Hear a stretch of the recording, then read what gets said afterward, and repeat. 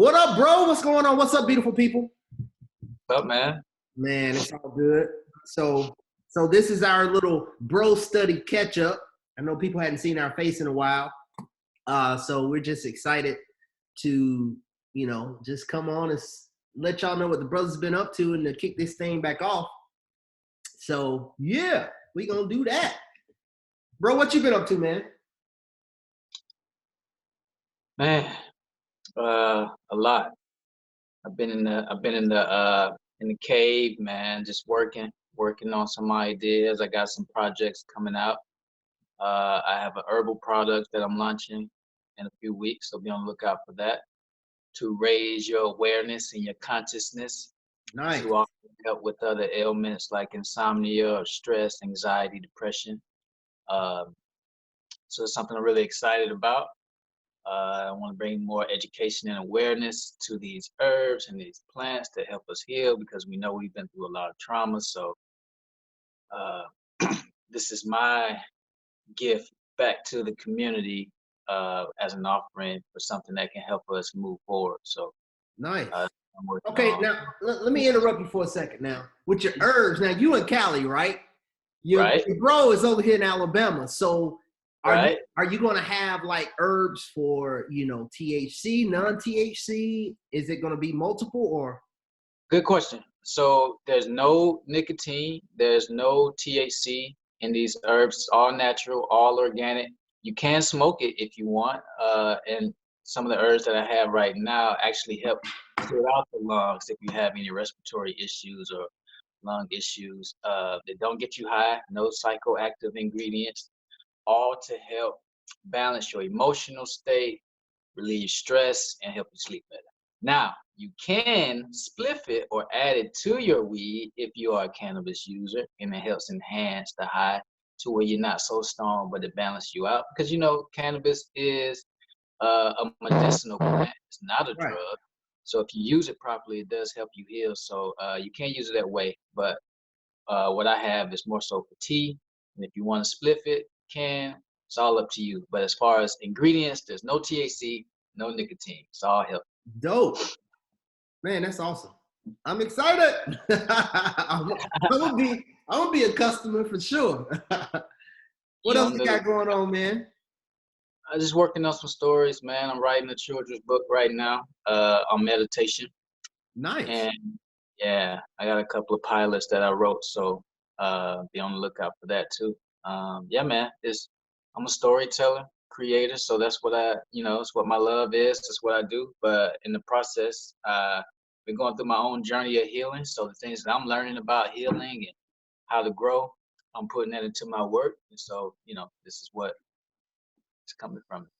What That's about you, dope. man? What's going on? Man, we talked previously before this, and I was telling you last Saturday was my 6-month anniversary of walking away from the job, man, and get back in this entrepreneurship track. And it's been awesome, man. I've been blessed and fortunate to build a lot of good relationships, good networking, and brand workshops and things like that. And it's been good. So now I'm shifting the gears to actually get more clients and sales because the speaking engagements are still jumping off.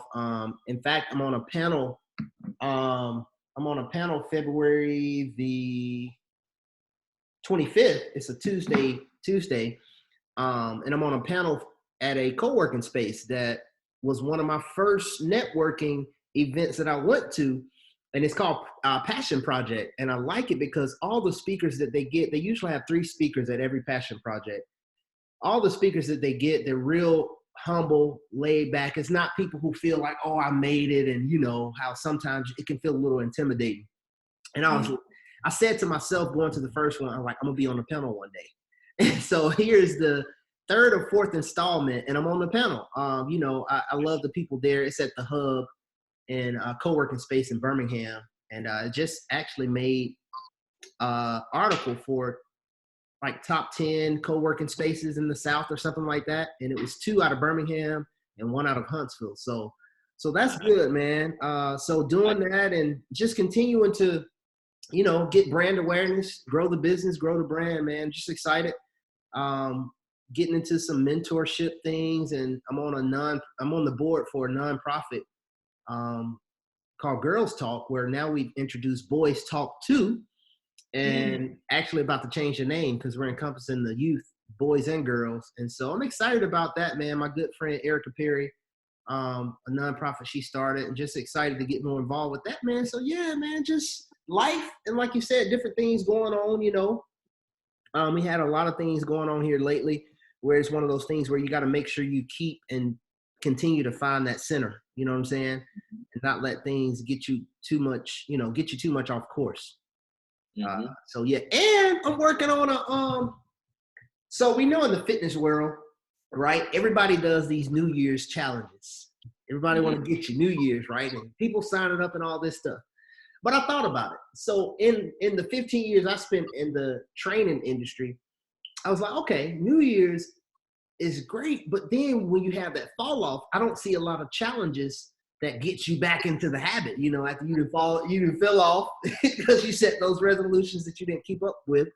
So I'm actually working on and by me putting this out there, that means I'm putting my foot to the fire, spring back into action challenge, where it's actually going to be some workout stuff, some eating tips. I'm going to contact some friends I know in the counseling industry, so some tips on mental health, and just develop as a full package, spring back into action. Because so many people, man, by the time you get close to spring break, they ain't doing nothing. So I thought about that, man. So that's something I'm working on too, man. So yeah, just excited, man. Just full-fledged into this 2020. Right, 2020. Yeah. So what's on the agenda for Bro Study today? Man, Bro Study, we're just gonna catch people up again, what we've been up to, but kind of touching on some current events and just letting it flow some things on our mind. And I of course, we would be remiss if we didn't mention what happened a few weeks back. Jumping into it, with Kobe Bryant, just a huge loss for the world. But Kobe Bryant, his daughter, Gigi, and the other 7 people who lost their lives on that Sunday. And, one of those things where I think it's one of those pivotal things that forever, for the rest of your life, you remember where you were when it happened or when you found out about that. And so, I want you to close out with, how you experienced it after I kind of talk about mine, because you're closer to it. You're in Cali, so it's a different feel being that close to it. But I know for me, man, my wife and I, we was just chilling, sitting on the couch, and we were watching TV, watching something. And she was like, "Oh no!" She was looking at her phone, and I think she saw the TMZ alert or whatever, and she was like, "Kobe died in a helicopter crash." And I was like, it's one of those things where you hear it and it doesn't hit you because you're like, whoa. So we were just kind of silent. And of course, when news comes out, you got to be sure so you don't know, because it's been a lot of times where people jump on these wagons of some news got out and somebody ain't actually deceased. They're still here. It's like, whoa. So yeah, as we start seeing different stories come in, we turn to the news and just watching. It's one of those things where, whoa, it kind of catch you off guard, and it's such a huge figure. And I've seen different posts and stories now that it's been coming up on, I guess, 2 weeks this Sunday. So I've seen different stories and posts about, whether or not you are a Kobe fan or a Laker fan. It's just one of those things where it affects you a certain way, with him being that young and just still at the height of his career and his life and the things he's done already. So yeah, man, that was one of those things where that was tough. How about you, man? What was the feel like, and your experience with it, and how everything's going like out in Cali and everything? The atmosphere out here now is a lot better. It was really gloomy when it first happened. I mean, literally it was gloomy because that's what caused the crash. There was a lot of fog. And I remember the night before, or maybe 2 nights before, it was so foggy to where we couldn't see where we were going driving on the road. That's how bad it was, and it kind of came out of nowhere. So finding out the news on that Sunday morning, man, it was heartbreaking. I think this might have been the first time a celebrity passed away where I actually cried. I mean, I was sad for Mike and Prince, Whitney, and Nipsey. This one felt a little bit different, probably because it had nothing to do with his troubles as a human being. Yeah. So all those other people I named before, their death was associated with their trauma or the unhealthy side of them. You know, Right. Whitney and Mike and Prince were dealing with, ailments and maybe depression or whatever it was, and got, a little happy with the drugs and so on. Nipsey, he's from, you know, a healthy environment, so that ultimately took him out. Kobe was doing great, full of health, being the best dad, just got out of retirement, about to take off in his next career, and boom. So you still see him the same way you saw him when he scored 60 points that night. And, uh, he was a hero to a lot of us because he's been in the league since 96. I was a kid then. So, this is somebody that you grow up watching. So, Yeah. which made me think about, and it was interesting to see the cultural grief that we experienced. Like the whole world was in a state of mourning and grief and sadness. Like this, it was that in a weird way was kind of special to me because I don't think we've ever seen that before. Maybe when Princess Diana died or JFK, where the whole world came together, but maybe not even then on this level to where somebody who inspired you that much um, brought everybody together. But yeah, man, it's taught me a lot, and that's a subject I want to go into today. This cultural grief, because you hear a lot of people talking about, you know, trying to bring up past situations that he went through and try to discredit your mourning because some people feel like he doesn't deserve it. And that has nothing to do with the individual. It has something to do with the symbol or the representation that he meant for us. That's what we're mainly crying about. Right. On top of the fact that 9 people lost their lives, that's sad, no matter who it is. And for him to leave and his daughter leave at the same time is Mm-hmm. it's heartbreaking. Right. Um, but what I'm seeing is that nobody has taught us how to grieve as a community because we're already fighting with each other over, ignorant situations. Right. With the Gail situation, as uncomfortable as it made me feel watching it, and hearing her talk about that, it was even more uncomfortable seeing the backlash. Like Right. the man hasn't been in the ground yet, and we're already like fighting and killing each other Yeah. again. Yeah. And man, that's not helping us heal. Like if we're all crying right now, uh, that should put us in a state to where we're more open to giving empathy, even when somebody's doing something out of character. At least show that, hey man, this is hurting what you're doing. Maybe you don't mean it that way, but how you're going about your actions isn't healthy. And so let's talk about how you can have better actions so that we can all be better. Because Right. voicing out in anger, it doesn't bring any peace to the situation. Yeah, definitely, man. And like you said about the Gail situation, if we were talking about this last week, I've never been a part of the council culture, as they call it. Oh, you're done. It's certain people because of their actions. I just say no.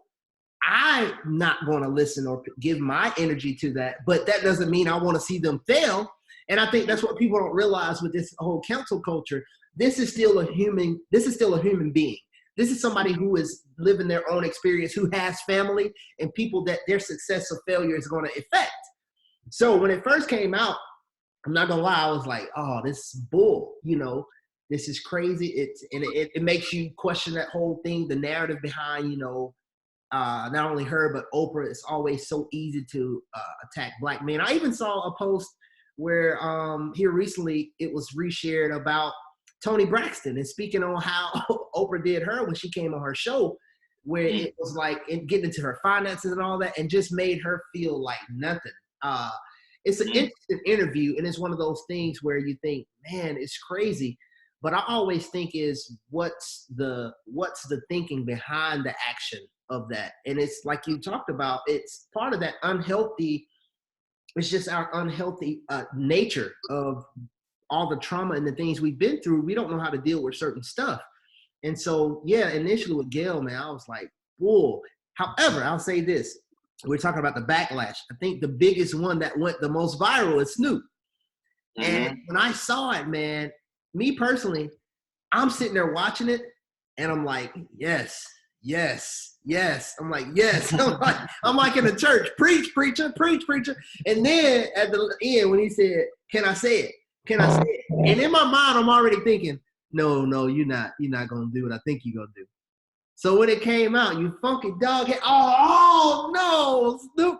And for me, what I thought was, okay, you destroyed the whole message. Because if it's about coming to the defense of your friend that's like a brother and sticking together, and the very thing that you're coming out against Gayle and Oprah for with the attack of black men, then in order to protect our black men, we got to protect our black women. So you have a mother, a daughter, a wife, and it should never be stooped to the level of calling a woman, any woman, but especially our queens out here, a bitch. And so that just hurt me. And I was like, dang. And, you know, I'm glad now it's been a little while since it happened, because he came out and apologized, man. And I thought that was huge. I thought that was big. Huge. And I was looking at his eyes and the way he was speaking, and you could tell that was heartfelt. That wasn't just I know some people probably got in his ear and he saw all the backlash from his response. But to do that, because here's the thing, we can say we're a man, right? You can say you're a grown woman, a grown man, but it really shows the character and the level of your grownness. You can admit when you're wrong and to apologize. Man, it takes a lot of guts to apologize, man. So I think I like that, man. And you know what? I hear that, and it's true, but it shouldn't be that way. It shouldn't take so much of your gut just to tell the truth. Yeah, that's true. Because your gut is the reason why you apologize. Because your gut is saying, hey, that wasn't cool, man. That wasn't cool. Right. You know what I mean? Nobody on the outside had to tell him that. He felt that on the inside. He didn't feel good when he went to sleep, knowing that he had said that, and probably having a mom who's probably the same age, if not close to Gayle. Like, how would he feel if his mom made a mistake and somebody called her that? Right. You know? But it was very powerful and needed, and I hope more people watch that so that they can see, like, hey, I expressed my anger. I realized that this is not the way to express my anger, so let me make amends for it. And you know, one thing that I kept with me in my arsenal as I, you know, got out of the religion thing is, you know, what grandma used to say, don't let the devil steal your joy. Yeah. Man, that has a profound meaning for me, because the devil, I know we've been taught certain things about it, but from my understanding, it represents the accuser, right? It's the slanderer, but it's not some entity outside of yourself. It's the slander on the inside of you. Like, it's a part of yourself that's insecure, and so it's gonna become defensive. You know what I mean? So if somebody says, so if you tell me right now, like, oh man, I hate your hat, I think it's ugly. If I'm insecure about how I feel, that means you trigger me, and now I'm gonna have an emotional response. So I didn't let you steal my joy. You're not the devil. I allowed my joy to be taken away based on how I felt about what you said, and it's all internal. Bro, I need the air horn sound now. Dude, that is amazing, man. Yeah, you know what? And yeah. Oh man, I can't wait till the people see this, because that's dope. And I've never been able to explain it like you just did, because I love that you said that, because just like you, one thing that it's funny you said that, man. First of all, as I always tell you, man, you're in my head so much. But one thing I kept with me from church, my church days, was this joy that I have The world didn't give it to me. The world didn't give it, and the world can't take it. And so I Right. tell people, it's a difference between happiness and joy, because your happiness is from a happening. Something good happens, you're happy. Something bad happens, it goes away, you're sad. But that joy is something deep rooted to no matter what someone has done to you or what someone has, how someone has offended you, that joy is there. And it's like, you know what? Okay, I see. And you begin to know how to progress forward. And it's that responsibility, the ability to respond in the right way. And I think that only comes from knowing how to protect your joy. That's why I tell people, protect your energy and your vibrations. So that was Right. huge, man. Yeah, it's one of the most powerful things I've learned from my counselor. Shout out to Boogie. He's been dope. To find out and understand that nothing is happening to you, but your response is based on how you interpret what's going on. You know what I mean? Right. So somebody can be as ugly as they can be, but if it got you to start having a bad day or being in an emotional state of anger, then you're the one who has lost your power and given it over to something that doesn't have power over you. So if I had, like you said, the world didn't give it, the world can't take it away. But if Mike say something and then now it's going away, then I'm putting that on you. You know what I mean? Right. That you took something away from me. You can't take anything away from me because you didn't give it. So then it goes back to, well, what am I doing? What's going on inside of me? And speaking of the Bible, man, the whole Bible in the New Testament, at least, the whole story of Jesus is talking about this unconditional love that you're supposed to have for humanity and for yourself. Mm-hmm. And unconditional love is there's no conditions tied to it. So no matter what you do, my energy or my heart is going to still express love. I can correct you and still have love in my heart at the same time. But anger doesn't produce loving results because whatever you put out, that's what you're going to get back. Right. So, there's life and death and the power of the tongue. We can use that too. You know what I mean? Yeah, for sure. So if you're speaking death or you have this energy where I'm angry, I'm mad, that's the same type of atmosphere you're going to attract back to you. You know what I mean? For sure. And so, yeah, man, I'm learning that we got a lot of healing to do because we still have a lot of emotional triggers. Right. And I listen to XM Urban View. That's really the only talk radio station I listen to. And Karen Hunter show, she says that all the time. She says her approach is, listen, we don't have to agree, but let's not respond emotionally. And she has a short wit for that because that's what we've been indoctrinated and trained because of our experience to do so.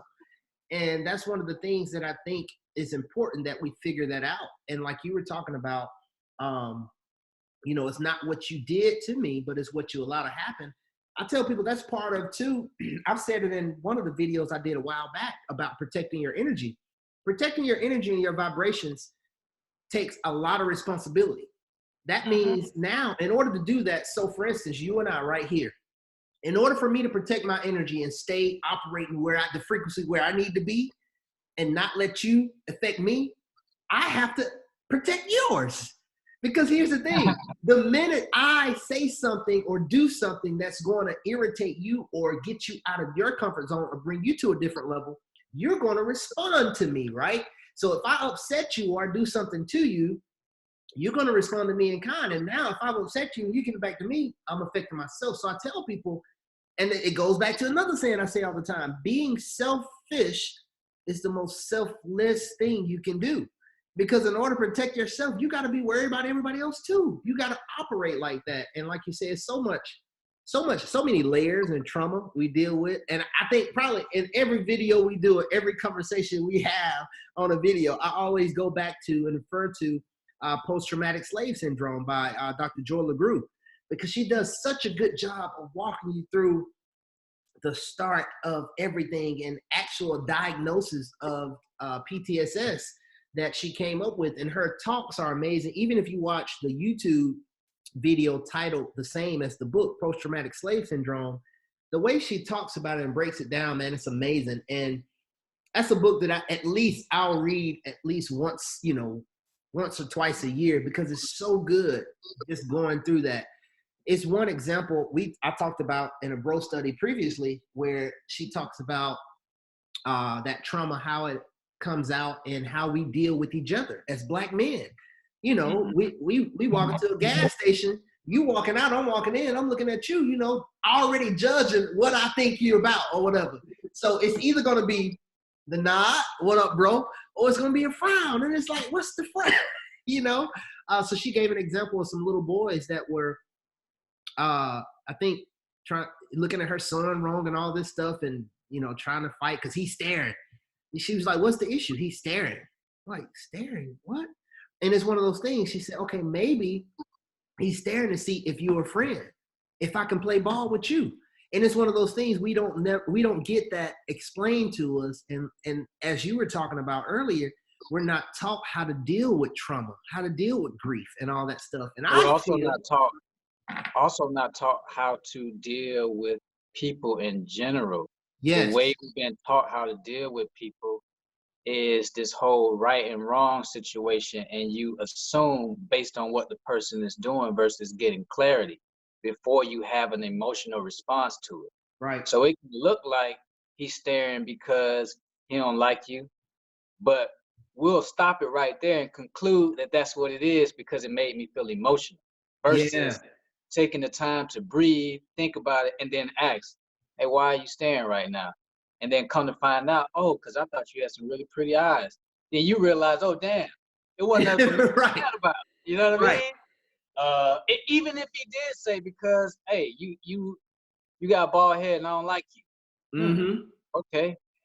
But that's how that person feels. That's their internal struggle. That's their internal ignorance. Yeah. And their ignorance should not be powerful enough to make me have a bad day when I started off having a good day. You know what I mean? So, that religion, man, because you can go on IG right now. What'd you say? Religion, man, religion. You can go on Instagram right now, type in a famous pastor, and I can bet you money, at least one of these videos, he's talking about this enemy trying to attack you. Yeah. That's something we got to get away from, because it's still embedded in our system, in our psyche, that there is an opposition against you. The only enemy is the ignorant person on the inside of you, telling you that you got a reason to be mad.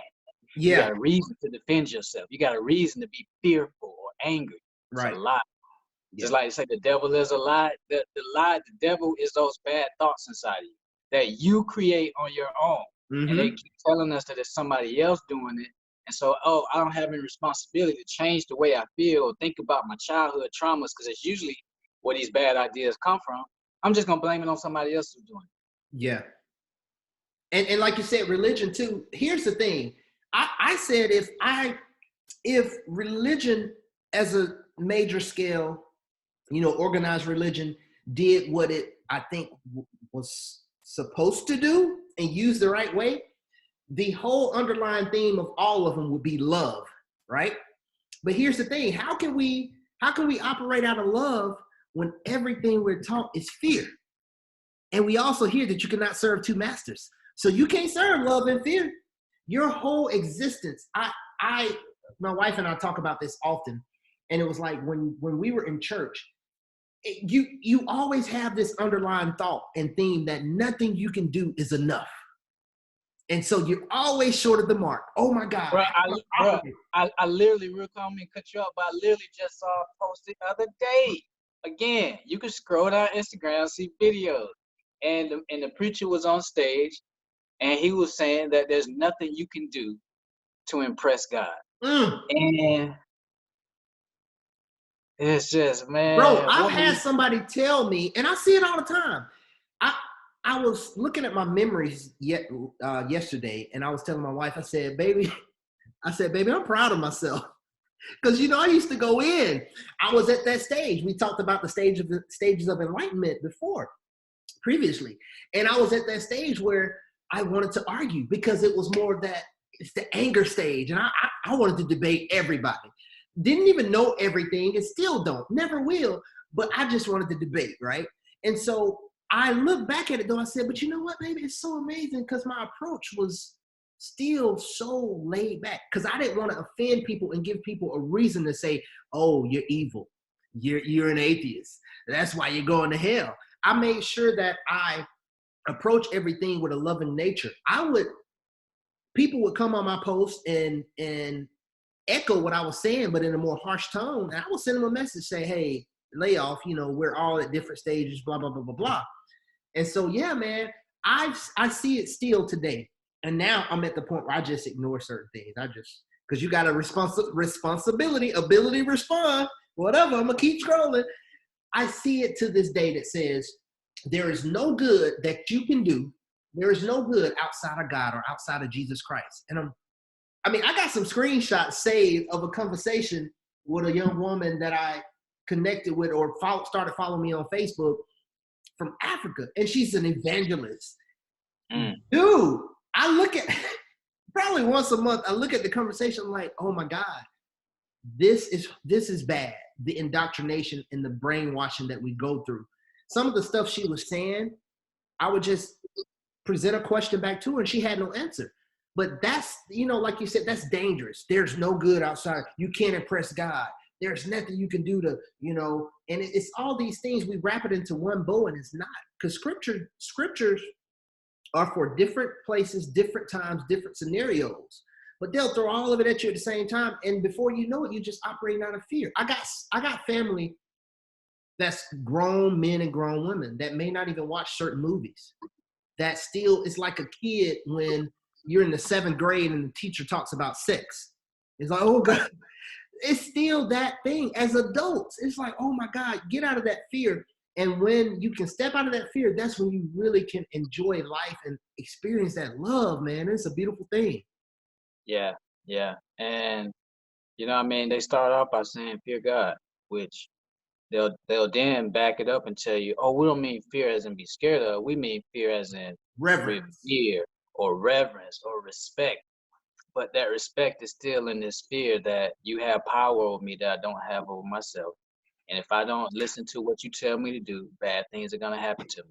They're not going to say it out loud, but that's the internal thought you have. Right. So, yeah, and then we're not taught to deal with our internal traumas or our internal insecurities because, again, there's something else that is trying to get you off God's track for your life.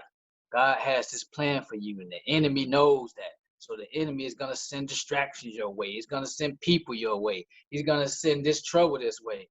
And it's like, no, nobody's sending anything. I'm attracting all of that to myself because there are things that have happened to me that I haven't addressed yet. And that stagnant, unhealthy energy is turning into something toxic. And that toxicity inside of me, as I express it out, I'm going to invite those bad people my way or those unhealthy people or those unhealthy thoughts. And so with that understanding, then it puts it on me. Well, okay, let me check and deal with some of the stuff that I haven't dealt with versus trying to get God to make me better, because there's no such thing as somebody else making you better or making you feel more secure or making you feel happy. That's only something you can do. Where's this free will that we talk about? Right. You have the will, you have the freedom to feel however you want to feel, no matter the circumstance. Yeah. But the way the programming is, there's a process you have to go through, and it has to go under somebody because you can't do anything on your own. You're worthless. You're just or flesh and blood, as they say. Yeah. I'm just blood, man. Yeah. It's funny you said that about under somebody. That's the first question I think. So here's the funny thing. When my wife and I, we first left the church, it was so awkward for us because for me, in particular, because that's all I knew. All I knew was church, man. I'm a PK, Southern, Pentecostal, strict, religious, Holy Ghost filled, fire baptized, tongue talking, born and raised. And so for me, it was so awkward. So I'm not going to even sit up here in front. I would straight out lie, and not like a harmful lie. But people say, hey, so what church y'all going to? You see somebody out in public, so what church y'all going to now? Because I was very, very involved with my church. I was in leadership. I was a deacon. I was doing the sound ministry. You know, folks saw me. I running microphones around. I did the sign. I helped out with the vending machine. I hosted different events. I was doing a lot on a drummer team. I was doing a lot, and that's always been how it was with me. You know, before we joined that church, I was playing the drums at a Methodist church, and I've always been involved, whether it be through music or something. I always did stuff, and so this is my answer. It'd be, hey, Mike, how you doing? So what? Y'all still go to so and so? Nah, we don't go. So where you going now? This is my response. Literally, I used to say, well, you know, right now I fellowship, and this was the truth because I was a part of a fellowship with. It started out with myself and my wife and two other couples, and we were all on that same page of, you know, desiring more and researching a lot of stuff and reading. So when that ended, my thing would be, you know, it went from we don't have a church right now to the point I questioned myself one day, Mike, what? Wait a minute. To we're not a part of a church, we're not looking for one. But it was one of those things I had to go through that cocoon myself of having that. And this is what I tell people. And the reason why I share a lot and I used to do more stuff then in talking about religion and stuff, because I said, listen, if I was a part of a religion and I thought that I had the right thing to save and help everybody, and the whole mission was, you know, the Great Commission to tell people and to be a witness, I was like, now if I come upon new information that I think is good and healthy, why not share it now in the same case? So that's why I used to do so much. But it's one of those things, that program, like you said, that program, man, it was hard, man. It was hard. And Speaking now of program, you notice what you get when you walk into the doors of the church. you get a program. And everything got to be in the program because God is decent and in order. Right. Yeah. But pull up the Bible and see at any time in that book did anybody have a program or a church. No. Neither. So yeah, my bad, cut you off. No, you good. But yeah, man, the programming, bro, because it's not that what's in the book is bad, it's how it was presented to us that's bad. Right. And we were taught by a group of very fragile, insecure people. And so now you get to see the effects of that, where we're very fragile, insecure people, which is why we always have an aggressive or an emotional response to when something is happening to us. What you say about Jesus? Right. What you say about my mama? Anything. Hey, I'm gonna just pray for you. You, brother, you lost. Because that's how you feel like you have to protect yourself. And what I'm learning is you can't protect your heart by covering up your heart. It doesn't work that way. Nice. Yeah. I was told, and this is funny, and listen, I don't know if the person will see it, and it's okay if they do, because I don't care, you know. At that point in my life, I don't care, because I'm willing to discuss anything in a loving nature, and that will help benefit us both when we leave the conversation. But I was told I had a reprobated mind. And it's so crazy because, yeah, it's so crazy because it popped up in my memories yesterday when I was talking to my wife about, you know, just things that has happened over the years. And it popped up in my memories yesterday.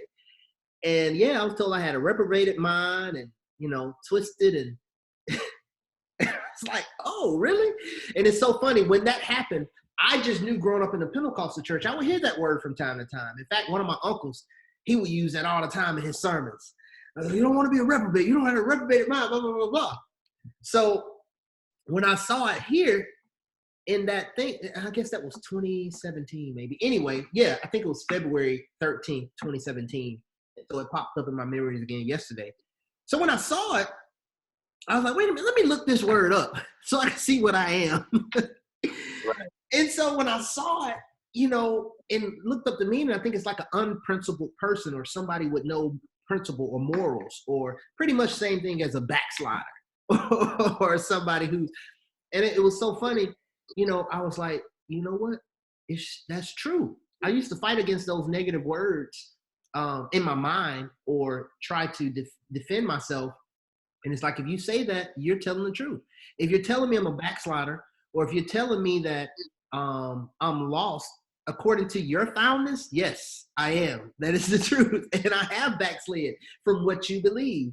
So yeah, it's just always a journey, man, and that's the thing about it, growth. Because on one hand, I thought about this in church. I would hear a lot that you know, I forgot. I always mess the scripture up, but when you were a child, you did childish things or whatever. But now, as a man or adult, that difference. And I'm like, okay, so that means that it has to be a process of growth, and that you change things up. And I look back at it like, I've been hearing the same scriptures, doing the same old motions all my life. And what am I growing mentally? What am I growing from it? So yeah, man. You can't grow. You can't grow if you have a belief. Mm. Now, let me explain what I mean by Well, say it again and then explain it. that.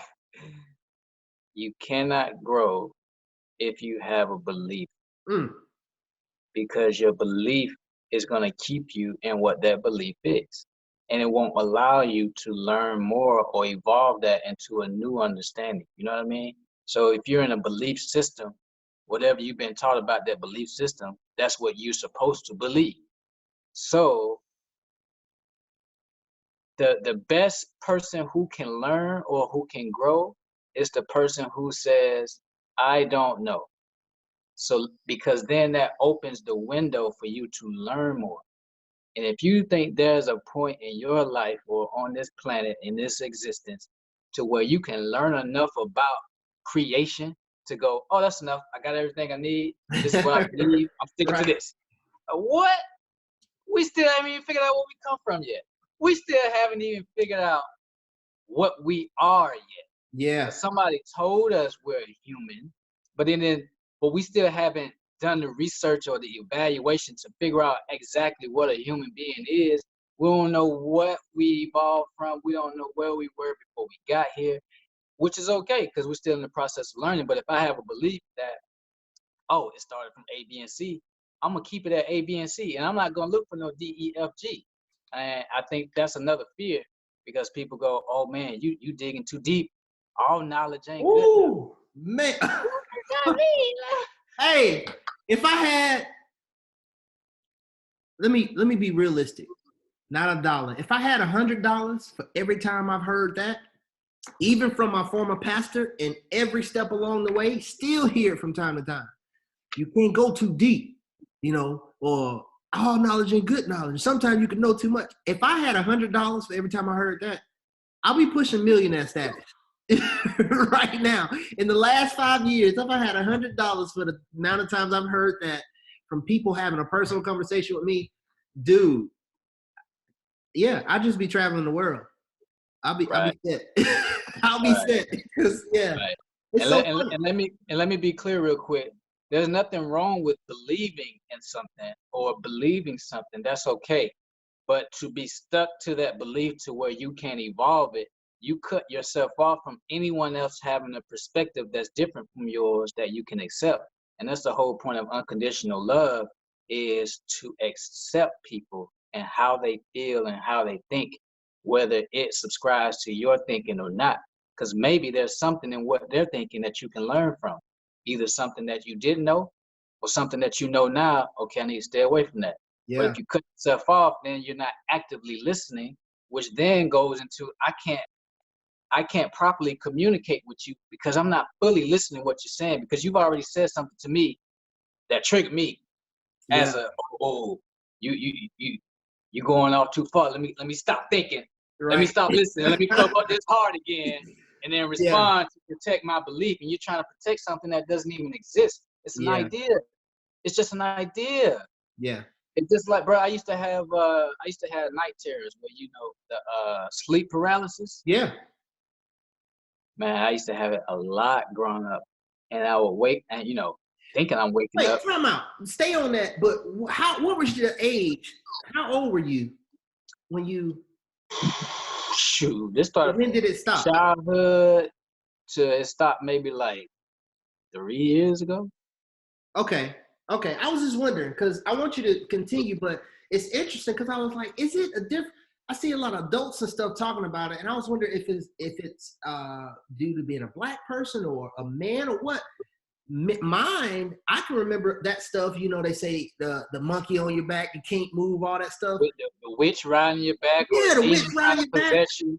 I remember those clearly from maybe 5 years old to probably about 12, 13, because it was probably about a year or two after my mom died that I didn't experience it anymore. But I was wondering, that's why I was asking what age, because it's crazy, man. Fear. That's fear. Fear, fear, fear, Yeah. trauma, and bad ideas. Because they'll tell you, oh, that's a demon trying to attack you. So if you're asleep and you can't move for a second because your body feels paralyzed, the idea that somebody's already told you that means a demon's trying to possess you, you're going to imagine that. So I will always see a dark figure standing in front of my bed reaching out to me, but it would never get me. Mm-hmm. Right before it would get me, I'll always wake up, which I found to be very interesting. So once I started learning more about fear, the next time it happened, I said, I'm not going to be scared of it. So I looked at it and I was like, what's up? How you know what I mean? I try to get gangster on it. And bro, I look and I go, oh, that's just a shadow in the corner. Oh, that was just my coat hanging up. Imagination and belief attached to ideas create realities that may or may not be real. And so I was creating realities that were not real, but it was based Yeah. off of what I was taught. So I haven't had one since then because I don't have any fear that something is trying to attack me anymore. Right. So That's interesting, man. I had a reoccurring dream from, now this is something that lasts a lot longer, from maybe middle school till about, I'm not gonna lie, maybe a little bit before college or somewhere in my freshman sophomore year in college. I had a reoccurring dream. Mhm. This is so funny. And I was like, man, at the time, I'm a grown man. Why am I still having this dream? That Beast from Beauty and the Beast was chasing me in the desert in a Jeep. And I was on my feet running for my life. And he was in a Jeep. I don't know why. This was a recurring dream for probably at least about 10 years, maybe 10 to 12 years. And it was so weird to me. I would always be running like towards this cliff. And right before either he would catch me, now I'm running. I don't remember running fast enough to be outrunning the Jeep. But Right. the minute before he would get to me or catch me or I go off that cliff, I would wake up every single time. And so it's like you said, it's one of those things where we don't realize how strong our mind and our subconscious is to put these thoughts in our psyche. And because we're not knowing how to deal with it, it can mess us up. Everybody has experienced the coat rack in the dark in your house with maybe a hat on top, and you're like, whoa, wait a minute.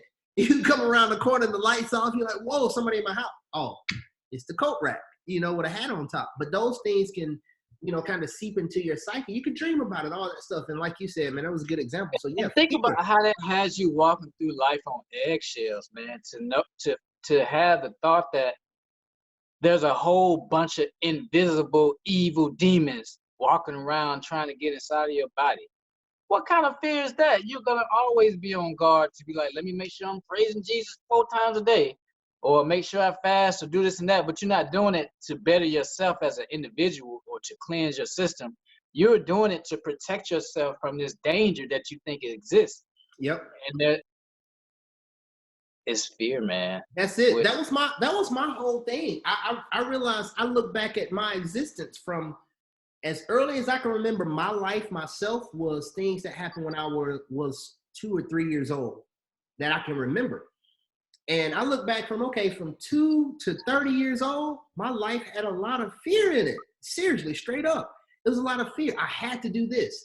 I'm not gonna lie to you, until the first Sunday that I've missed church in the past due to things happen or something like that, or travel or something. But the first Sunday I made up in my mind, and it was my choice to not go to church, bro, I felt like I was slipping on gasoline draws and I was busting hell wide open. It felt so awkward, and I can remember here's the person who was always telling, you know, his girlfriend to, you got to go to church, you got to, you know, you know, it is so much that I look back at and I said, oh my God, she's living out of fear.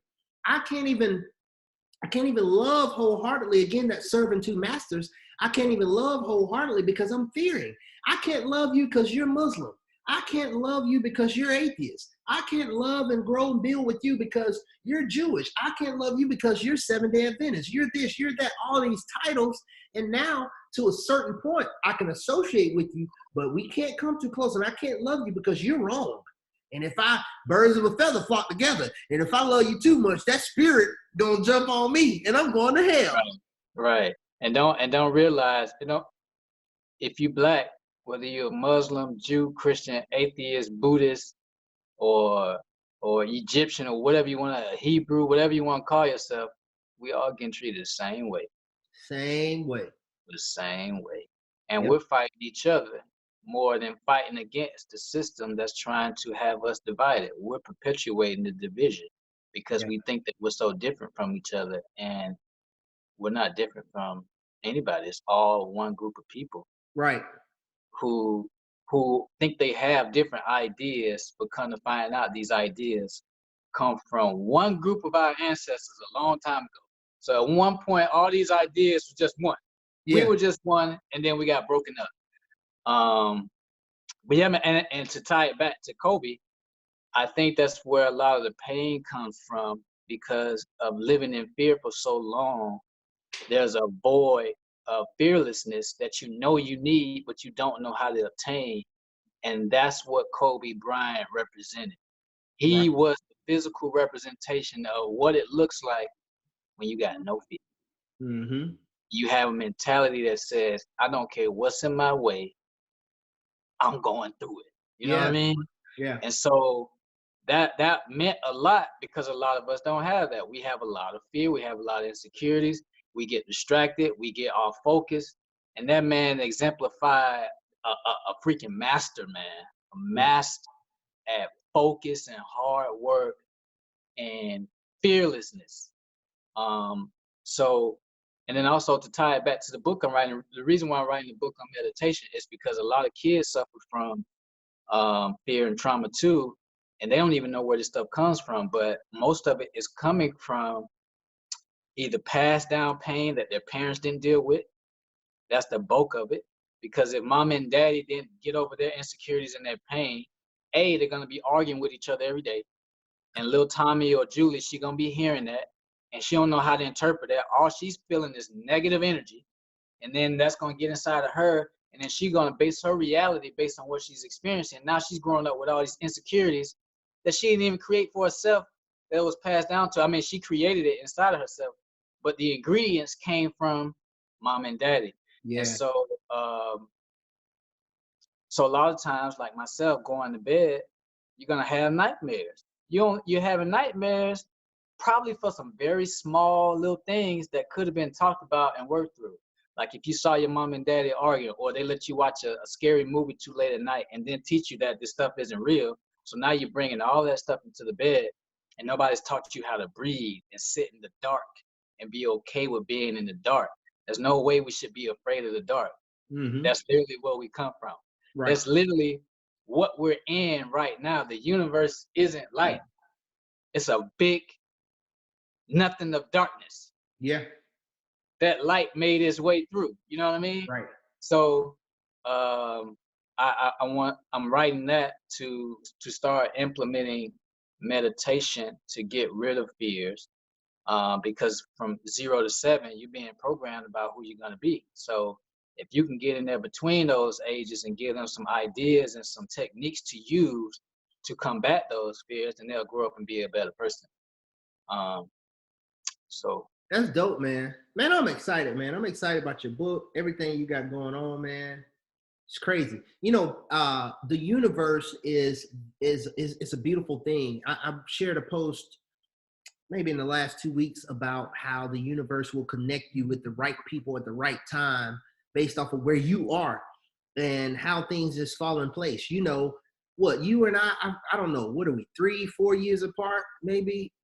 I think third, before?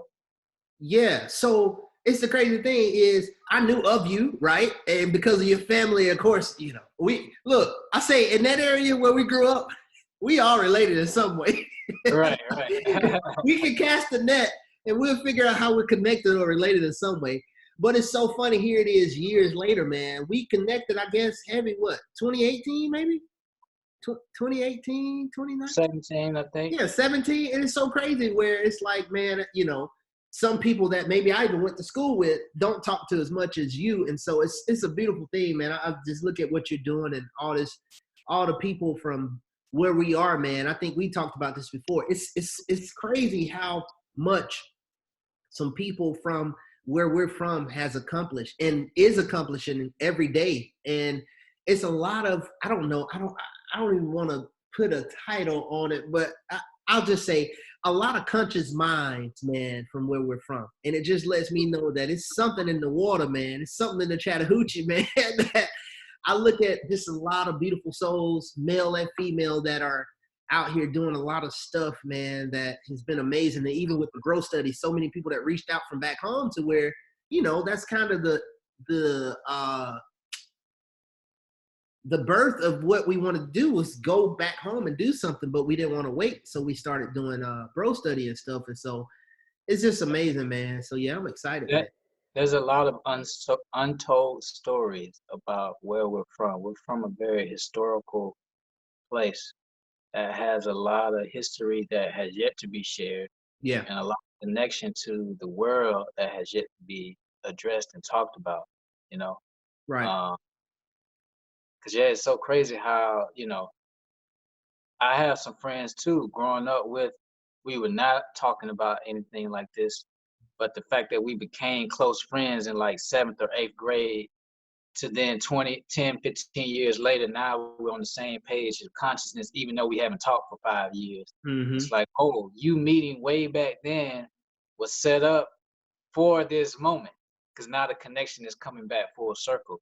And so, man, seeing stuff like that, it's like, wow, none of this stuff is random. Right. Uh, can't really explain it, but you see it, there's a story going on. So I guess the best way to go about it is to just try to be fully open to listening and seeing what's going on. But I've been doing a lot of research on, you know, uncovering my family roots. And I was able to get back to at least 1850. Mm-hmm. And I had a great ancestor, man, who what it looks like he was a slave of his family in Macon, Alabama. But he married a woman who was a Cherokee. So that's a whole new dynamic of my history that I'm understanding. Is that, bruh, in the late 1800s, no, early 1800s, Alabama was not a state. It Right. was still Native American territory. Mm-hmm.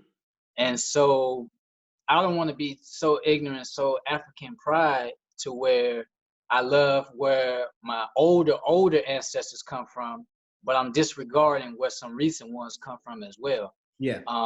Because we're not talking about what happened. Like, our hometown had a lot to do with the fifth president becoming the president of the United States. That's pretty big. Mm-hmm. Wait, sorry, was Thomas Jefferson, whatever number he was. But he came down to Fort Mitchell, conquered, took over, went down to Florida, conquered, took over.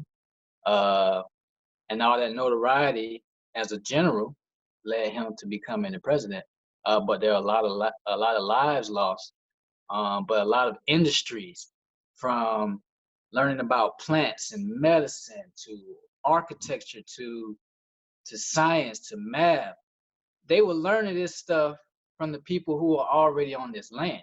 Yeah. So the fact that we live in an area right now that's very impoverished, it seems to be non-educated, it has a lot of toxic activities and behavior. You have to ask yourself, where did this come from? Because it wasn't always like this. Right. So And a lot of times I feel that it's by design because of the power that lies there. yeah, man. And if you notice, man, the South is having a revival right now. Yeah, I feel that too. I definitely feel that, man, for sure. Yeah. You And, know, and something I really noticed too, connected man, with. we I used to feel embarrassed about how country and ebonic I was until I realized I sound the closest like where we come from than the people from, Cali and New York, because you're speaking more of from somebody who came from Europe, whether it be English or Italian or Scottish. But the way we talk in the dialect, that's more tribal because we don't like to pronounce long words. Right. That's not how we talk. You Yeah. got words like you just said, the Chattahoochee, all these different syllables and symbols going together. We just run it all the way through. You know what I mean? And Mm-hmm. so when the whole city is named after um, different tribes and different people, it makes you go like, man, okay, if this was so profound here, where are all these people? Yeah. And B, how am I connected to this? Because you can't just say just because you're black, oh, you just got here from a ship. I get that. Some of them did, yeah, but some of them didn't. Exactly. Maybe that's why. Right. Yeah.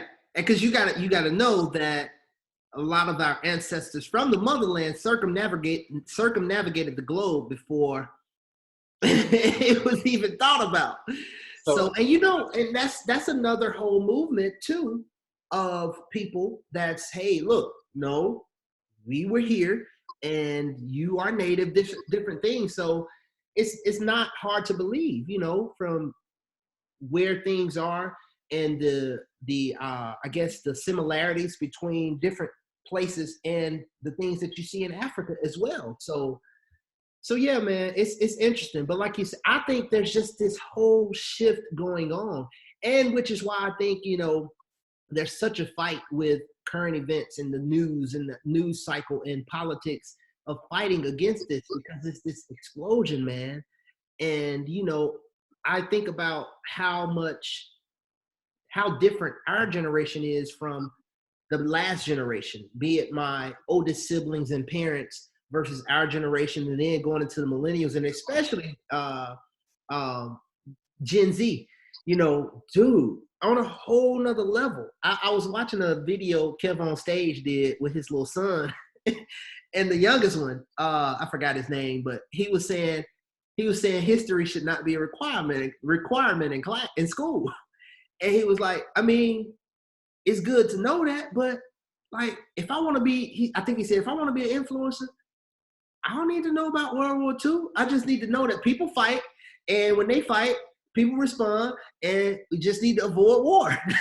And, well, unfortunately, if it was that simple, I would say yeah, right. totally. But No, and it's that's what Kev on Stage explained to him, but it was just interesting to see how the young minds think today versus when I was that age. It was like stuff with like some of the stuff my nephews and nieces, my goddaughter in particular, who's brilliant, some of the stuff that comes out of their mouth, I'm like, And a lot of times, me being my age and how I came up, I was like, no, no, no. But then I think about it, I'm like, wow, first of all, how did you think of that? And that's pretty interesting, when you think about it. So they yeah. ha- they have they have access to way more information, Yeah. and they're way more expressive because our generation isn't as aggressive with them as our parents were with us. We're not grabbing belts and switches no more, beating these kids. Like, but we got that. And that came straight from slavery, man. There's no way Yeah. that you have to discipline somebody with a tree. Like It's called it's called a whipping. a whip. Right, I'm Yeah, about if you to don't act whip right, you're you. gonna get a whipping. You're gonna get Yeah, whipped. right. Like, no, that's not how you talk. Because we got this idea as parents that we own our kids and our kids don't know nothing. You should listen to me. It's like, no, these kids got this, they got DNA just like you, and they don't need no book to tell them right or wrong. They need you to protect them while they're still young and trying to figure it out, but not try to tell them who to be and what to do because they're gonna grow up and have their own way of thinking, regardless of what you tell them. So the only thing you can do is to be a positive influence. So Right. they get attracted to what they're influenced by. because they're paying attention. They're absorbing. They're taking all this stuff in. So instead of telling, hey, do this, do this, do this, be it. Yeah. Just be it. And the kid will be it. Simple as that. Yeah. For sure. But Yeah, it's dope, man. It's dope. Look, Brandon, man, as we close out, tell people, I know you talked to me in another conversation about the podcast coming up, your YouTube channel. Just tell people everything, man, again, just as a reminder of what you got going on, and for any of the Cali people watching, the stuff that you do, and, you know, the things you got coming up, man, because I wanted to be as a reminder, man, so people can definitely support what we got going on outside of Bro Study. So the herbs will be launching soon. So for anyone who is dealing with insomnia, having trouble sleeping, anyone who's dealing with stress, anxiety, depression, or is on their spiritual journey of enlightenment, this is a powerful tool for you, because I think you just encompassed 90% of us, if not more. These are some powerful herbs from different parts of the world, from Egypt to Mexico, that indigenous tribes, our ancestors used to help on their spiritual journey. So that's coming out soon. So if you need help with your process, this is a good source for you.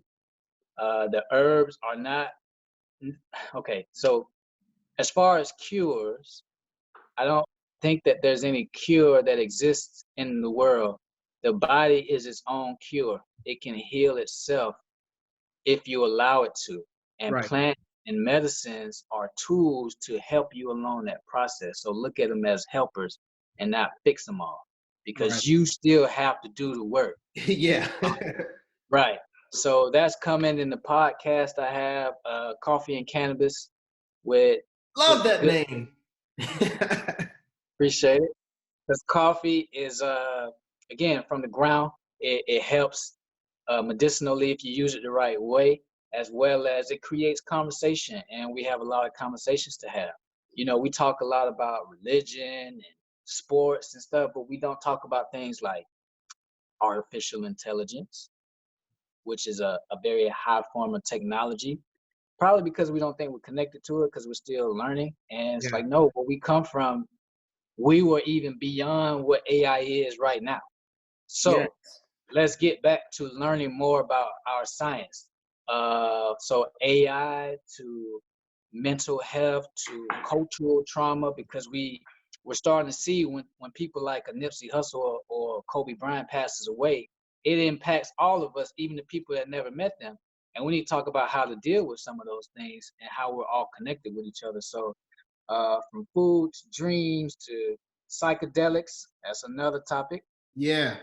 Because we still have a lot of stigmas about that. And those stigmas came from the people who came to settle into the land. Right. And decide to tell these people you can no longer use these plants to heal your body because it's going to do something bad to you. And we accept that. Right. Bro, so keep talking. I'm going to use the restroom real quick. Keep talking about what you got going on. I'll be right back. So, you know, going to always have a special guest, from therapists to actors to healing practitioners to herbalists to scientists on the show. So if you're interested in learning more about information, be on the lookout. I'll be posting it on my Facebook, on my Instagram. So yeah, and the children book should be coming out in a couple of months. So, you know, for your children who are dealing with what they call ADHD, or just trouble, or going through something, before you decide to put them on medication, let's talk about some more healthier alternatives like meditation, like breathing. Yeah. Or let's talk about giving them some herbs to calm down their system, because it's just high energy. It just needs to be balanced out. It's just imbalanced energy. There's nothing wrong with them. There's no disease for real called ADHD. It was made up. But the symptoms of it is real. So people behaving out of order or having this high energy where they can't sit down, that's real. But the idea that it's some type of disease that has to be medicated with a pill, we need to evolve our thinking beyond that and get to a place where, hey, let's talk with these kids to see how they're feeling, because maybe they're acting out to get attention. Maybe Right. they're acting out because they have a bad diet, and that bad diet is creating this unbalanced behavior inside of them. So be on the Yeah, lookout that's for that dope. as well. So you mentioned that, and then is it the Agora Temple? Is that the Yes. name right? What is that goes on? Because I see you post about that, what, once a month, maybe, or No. So once a week, once every a week? Sunday Okay. at 2:22 p.m. we have what we call Sunday Social, and it's just a not round table. It's a group discussion where people come in, and whatever topic comes up that day, we just go into dialogue, and it's healing, it's therapeutic.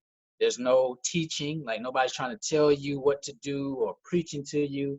It's about a safe space where people can express themselves and learn from somebody else's perspective. And we do that every Sunday. If you're a cannabis user, that'll be involved as well. If you're not, then you don't have to partake in that. And Agora Temple is also where the podcast is going to be shot, as Right. well as in the near future, Soul Session, which is a once a month live music event. So anything creative I can do, man, to bring healing to the planet, to bring creativity and excitement, that's what I'm all about right now. Yeah, that's dope, man. And I definitely wanted you to put that in for all the people who follow me and connected with me that are in Cali. So so people local can support that and check it out. Yeah, that's dope, man. Yeah, and then for myself, man, of course, doing more stuff with my business YouTube page. So the easiest way to find my business YouTube page, if you search PNZ Life Coaching, and that's P&Z Life Coaching. And then, of course, connect with me on Facebook, Instagram, and Twitter. My personal page is, Instagram and Twitter, it's just Mike James. Of course, Facebook, look up Mike James and look for my face. I think right now my profile video is me sitting there with the lightning coming down and stuff. Nice. But then across the board, pretty much Facebook, Instagram, Twitter, YouTube, search P&Z for life, P&Z for life, Nice. and then YouTube P&Z Life Coaching. Yeah, speaking Cool, man. engagement, like I say, on the 25th, I'm on a panel at a co-working space, and Nice. still involved with the Birmingham Education Foundation as a volunteer. Recently got involved with the Black Alumni chapter of the National Alumni Society for UAB, so that's good. Nice. In fact, that video that went out of me speaking to the youth at a Birmingham Education Foundation event was from the president of the Black Alumni chapter, who we've been just crossing paths in so many different places. So I just got back involved with the chapter. So yeah, shouts out to her for sharing that video. But yeah, yeah, that's it. We go like you said, keep on. We're gonna keep on putting out good stuff and just doing things to help the community as a whole. The worldwide community. I said years ago, and it's something I often remind myself of, and even with my affirmations and goals and things, that I want to be a positive ripple. And if you Right. drop the smallest little droplet of water in the Pacific Ocean, that little drop of water will affect the entire body of water. Even when you stop seeing the ripple, that little drop affects the entire thing. So I want to be a positive ripple. So yeah, we're just Nice. gonna continue to do us, doing these things. And I think, like we said before, and with the bro studies, is if y'all have a topic y'all want us to discuss and at least give our opinion, share our opinion on, y'all definitely hit us up. Send Brandon a message, send myself a message. Just holler at us, look us up, follow the Right. brothers. Nice. And Bro Study will be posted on your PNZ, right? Yeah. Yep. PNZ page, so Yes. people subscribe so you can see Bro Study. Kill the two birds with one stone. Yeah, for sure. So Awesome. All right, bro. You got anything else to add? Can you hear me? Yeah. Okay. You got anything else to add? That's it for me. Oh, yeah. I think I talked to you about last week. being on a podcast of a beautiful soul that I met on the Convos app. That she's out in Cali. Well, I'm going to be on her podcast. Well, we're recording Monday. Not sure when it's going to drop, but it's called Our Fourth Period, FORTH period. And man, she's just, man, you know, when you say beautiful soul, and it's somebody that you just feel that beautiful soul, man, just her approach and her speaking voice. I told her she has a healing voice. It's so calming. And so I'm going to be on her podcast. Well, we're recording it Monday, and I'll be letting people know when it's going to drop. But yeah, it's called Our Fourth Period, FORTH. She was a teacher, and she still has a teaching heart and helps out the youth and everything. So yeah, so I'm excited about that, man, because she's an awesome person. So I'm excited, going to be on her podcast, and that's going to be dope. Cool, man. Yeah. All right, people. We'll holler at y'all next time. Peace. Peace. Let me see how to stop this.